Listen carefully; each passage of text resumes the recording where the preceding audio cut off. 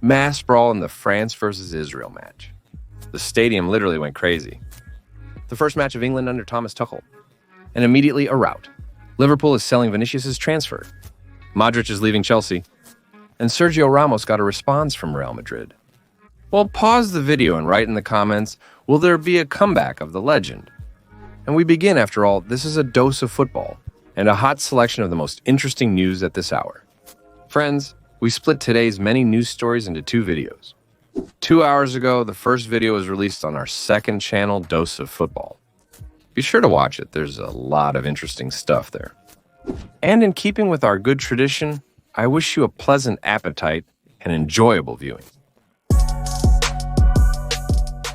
Remember that brief stint between Solskjaer and Rangnick at Manchester United?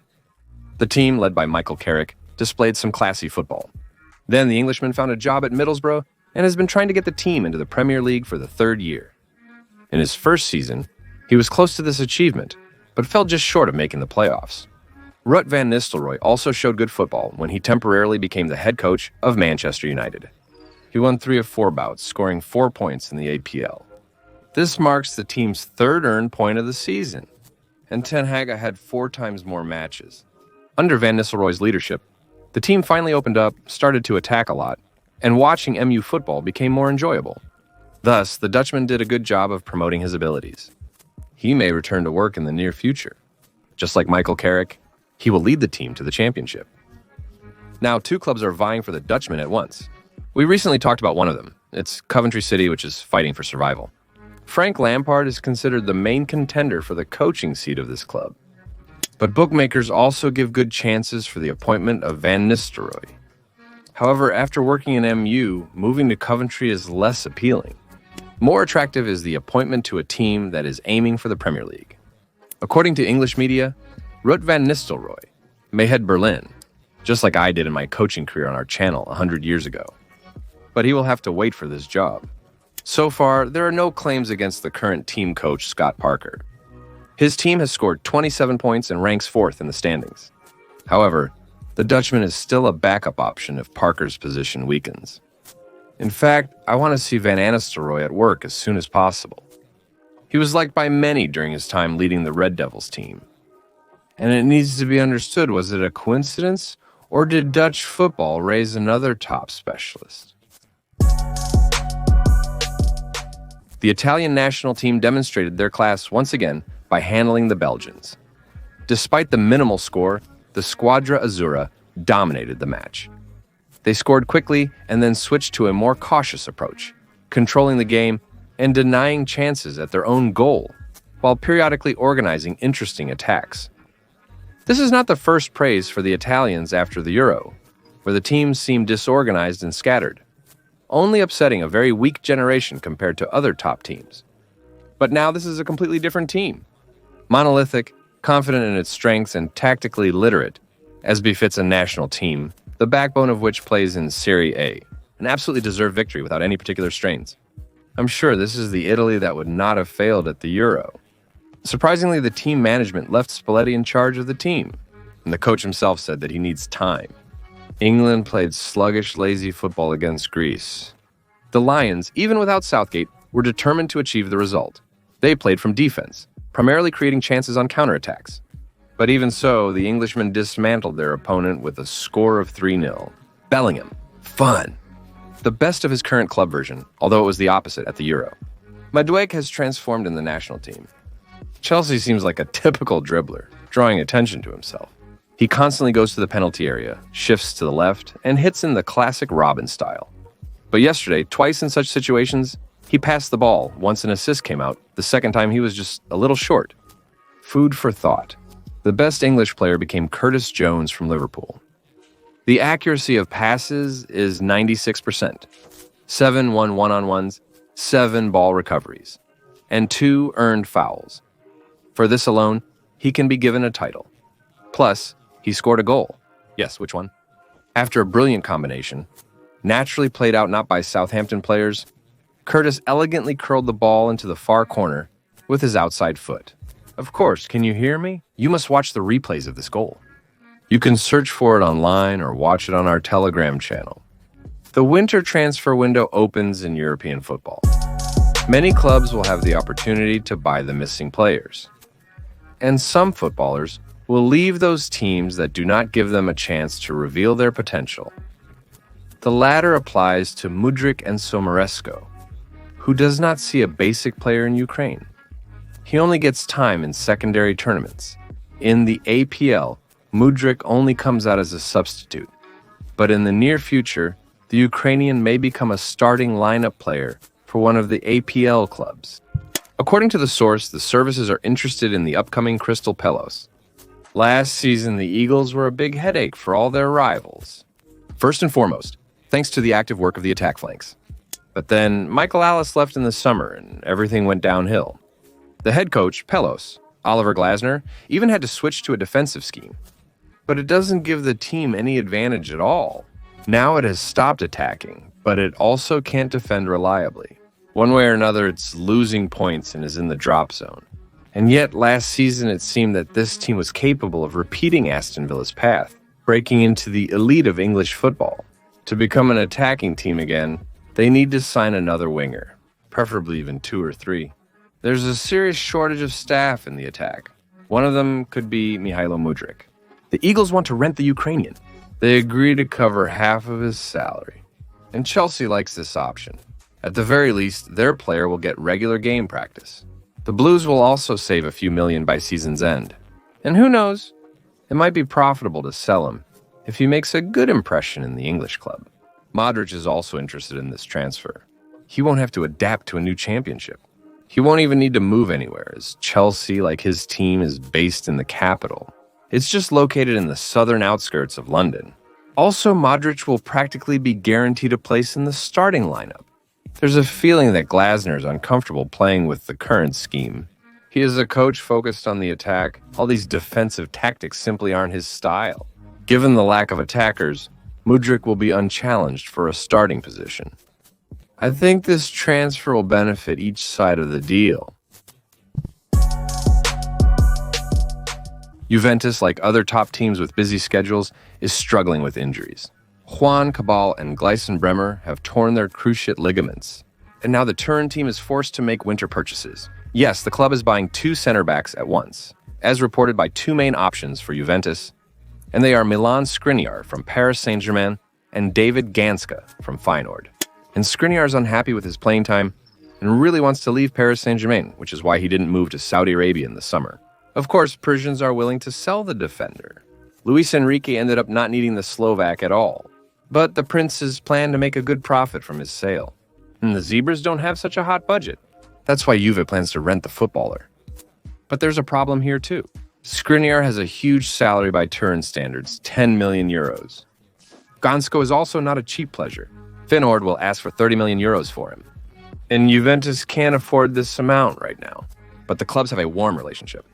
This is confirmed by Facundo Gonzalez's summer transfer to Rotterdam on a lease with an option to buy. Likely, Ben Canary will try to sign the player, who has long been ripe for a move to a new level, using the same scheme. If an agreement with Gansko and Skriniar is not reached, there are alternatives. Kevin Danzo, Radu Dragushin, Jaka Biol, Joachim Andersen, and Jonathan Tah. Plus, you can try to pull Eric Dyer out of Bavaria. The Englishman hasn't played a single full match this season. Munich is not planning to sign a new contract with him and will let him go free after the campaign ends. Why not do it half a year earlier and make a little money? It's surprising how Thomas Tuchel can turn English players into top players. Dyer returned to his best form last season at Tottenham and made such long passes that Luba dearly... No, apparently, after Tuchel's departure, the carriage turned back into a pumpkin. Perhaps there is something of a fairy in the tug-of-war too. Still, he worked wonders with him Bologna. Keys was not able to quickly play in Liverpool. The Italian often sits on the bench, lies in the infirmary, or doesn't make the squad. Fida didn't sign up for this. What's the reason? Well, first of all, adaptation. It's not that easy to get used to a different style of play right away, especially in a different championship. Chiesa is just getting acquainted with all the changes in his life. In terms of tactics, Federico is not yet ready to pull all the slot requests for pressing. Yes, he mainly plays very low to get the ball. At the same time, he mainly plays very low to get the ball. Meanwhile, The team struggles to swiftly pivot and direct their attacks to strike Fedo. The Italian often chooses dubious routes for moving the ball. Secondly, injuries have a strong influence. Even when healthy, Fedo has to recover his form after them. The competitor is already in optimal conditions. By the way, about colleagues in the position, their game is the third reason. Fedo is versatile and capable of playing any attacking role. But who can he knock out now? Mohamed Salah is a 100% starter. He scores, he delivers headers beautifully. In brief, he's crucial. Luis Diaz is also superb. It's worth just the cunning of Bayer's striker and how he feels the timings, just perfectly calculated dashes. Plus, he's good at pressing. But Cody Gap today is also just a beast. The little one is not only disciplined and tirelessly fulfills all the coach's requirements, but he has also finally gained the vital confidence necessary for all attacking players. Kylian Mbappe won't let you down. As soon as Gakpo believed in himself, his net-busting shots returned, which don't care about statistics. So it turns out that Szoboszlai started playing lower. Jota is injured as usual, and Nuni's performance has declined. But Chiesa still makes it into the starting lineup. Reports suggest Fedo wants to depart Liverpool and return to Italy, with Juventus, Inter, and Milan showing interest in him. He shouldn't rush to take his place. He still has a chance to make it into the main team. He just needs to wait for them and grab them with both hands. Thomas Tuchel hasn't started working with the team yet, but he's already encountered various difficulties. Not all English people were happy with the German coach. The newspapers were so cold towards Thomas that it was sometimes even funny, as some of them, after leaving Augsburg, were warming up to the invitation of Tuchel, saying that the team needed someone with a big name. But as soon as the wind blew in the direction of hating Thomas, it immediately flipped. Despite everything, Tuchel remains a top coach with the experience and skills necessary for success at the national team level.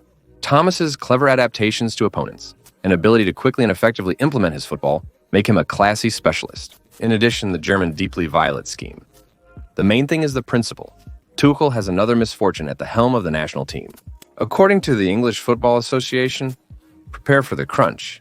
Negotiations will be held with the coach with the aim of having someone from an ethnic minority in the team staff. As part of a special program launched in 2018, English teams are required to provide opportunities for minority coaching careers in order to increase diversity in top-level football. It has set a standard of 15% for Black, Asian, and other ethnic minorities, and no one really strives to observe it from the clubs. It is noted that no one really strives to observe it. It is noted that if Tuchel refuses from the suitable within the program specialist, then questions will arise to the association that appointed a foreigner as the coach of the national team, who also does not fulfill the local norm. Tuchel is unlikely to want another one in the national team to be invited exclusively because of skills and talents, and not because of skin color or nationality. A classic example of reverse discrimination. Of course, the FA is probably pursuing noble goals. Only a small percentage of minority coaches truly have impressive skills for the national team. That's why the FA, in my opinion, is creating some kind of monster. Luckily, Tuchel won't need to think too hard. He seemed to want to call into the staff, in the wings, a suitable Chelsea goalkeeper coach, Ilario. England's team was missing most of its key players in the November League of Nations matches. The captain said many were not released by their clubs, rather than being injured. It's some kind of disgrace, obviously. They probably took advantage of the difficult stage of the season, Riken stated. I don't like this. England is above all, even clubs. The national team is the most important thing in a pro's career. Southgate wasn't afraid to remind people if they forgot about this. Here, of course, is a question of attitude. On the one hand, footballers earn most of their income from clubs, and it is precisely in the clubs that the main risks associated with health and the form of players lie. And they also pay compensation for transfers. Imagine yourself in the place of club owners. You pay huge money to buy a player. Then you also spend on his salary, bonuses, and so on, but for some reason you have to share your asset with some third party. A footballer can get injured, like tearing their ligaments, while playing for the national team. And it's okay when it comes to the World Cup or the European Championship, but everyone just treats the Nations League as a friendly match. Despite this, most players are patriotic and value national team matches greatly. They at least try to project this image. Despite this, England was missing 9 crucial players. for the decisive Nations League matches. Who exactly didn't come to the national team, you ask? And I'll answer you: Trent Alexander-Arnold, Phil Foden, Aaron Ramsdale, Jared Bowen, Bukayo Saka, Declan Rice, Cole Palmer, and Levi Colwill-Keane. And apparently he thinks that many are faking injuries, because on paper everything is in order, except that they decided to give Foden a rest, but they called up Jack Grealish, who is somehow injured, which pissed off Pep Guardiola. Cole Palmer also didn't heal his injury, even though he played in the match against Arsenal. Saka and Rice were called up to the team, but later released. Mikel Arteta was upset that the national team didn't trust Arsenal's doctors regarding health problems. Ramsdale fractured his finger, while Trent is suffering from injuries to his thigh. Brand White has pain in the hip. In other words, the athletes are not competing due to injuries. And here I wrap up the old charm. The questions, rather, should be asked to the infant Ceferina, not to the footballers and the cubes. But possibly Kane knows something. And some just back away from playing for the national team. Real Madrid is struggling with injuries, especially with crosses. Militao has torn them up for the second time already. Carvajal has recently been out. Last season, they played without Courtois. Militao is not intending to give up and probably wants to return earlier than expected, just like last time. The Brazilian wrote on social media, "Thank you all for your messages, love, and support. It's just another fight that can be won. Giving up is not an option for me. I know how to bounce back. Fighting spirit and zeal are important, but sometimes they alone are not enough." The 19-year-old Real Madrid trainee, Marco Cucurella, had to end his career after tearing his cruciate ligament in a Youth Champions League match against Celtic. During the knee operation, a bacteria fell into the joint, causing an infection in the player, leading to a rare complication. And the boy had a great future. Alvaro Arbeloa, the coach of the U19 team, appointed Marco as captain, and the club will continue to financially support Cucurella so that he can recover his knee. Due to multiple injuries, Madrid will definitely sign center backs in the winter transfer window. Sergio Ramos unequivocally expressed his desire to play for Merengues again. El Chiringuito reports that the defender contacted the club, stating he is ready to return. Florentino Perez thanked Ramos for the offer, but declined it. Most likely, Real will go for Aymeric Laporte. The footballer has hinted that he will accept the offer. Of course, I would listen to Real's offer. Such clubs cannot be ignored. I'm not fully aware of the whole situation, but in any case, it's nice to see such messages in the media. I don't fully grasp the specific reasons for Laporte. Yes, cheap and crappy. The player's quality, no doubt about it. Clearly top-notch with the ball, worse in the fight. Marco, 23, limped as though torn apart after surgery on his left knee due to a peripheral tear of the internal meniscus. In August 2019, he underwent knee surgery for a cruciate ligament injury and lateral meniscus, sidelining the center back for nearly 6 months. In 2012, the footballer underwent another knee surgery, preventing him from returning to Manchester City's starting lineup. Laporte is now 31 years old, and with age, the likelihood of various injuries only increases. With a history of injuries like the French Basque, Real is taking a risk if they buy the defender. However, if he is available for 30 million, as the Spanish press writes, then it might be worth the risk. The future of Vinicius and Real Madrid is shrouded in mystery. Despite the fact that the Brazilian is almost the only beacon of stability in this team, he is still not in a hurry to extend his contract. Real's representatives recently made him a new offer, which was immediately rejected. At the same time, this whole story with the refusal of the Golden Ball also undermined Vinicius's confidence in the Madrid project. He doubts the integrity of his further stay at Santiago Bernabeu. He also disapproves of how the management treats the team's new player, Kylian Mbappe.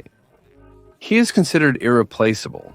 His place in the starting lineup is not in doubt, despite the Frenchman's unimpressive play.